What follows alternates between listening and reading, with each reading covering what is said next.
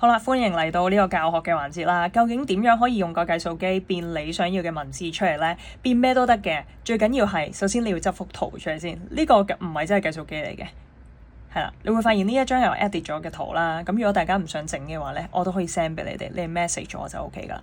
咁開咗張相之後，好簡單嘅啫，拉落嚟，開計數機嘅位置。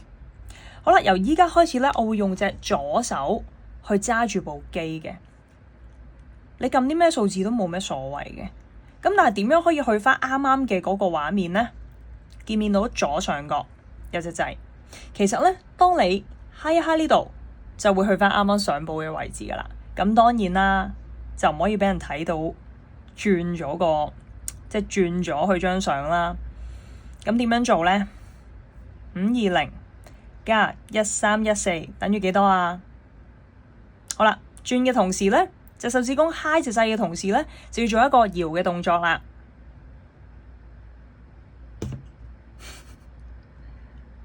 當然要搖快啲啦，咁人哋就睇唔到啦。咁就轉咗 I love you 噶啦。Sorry。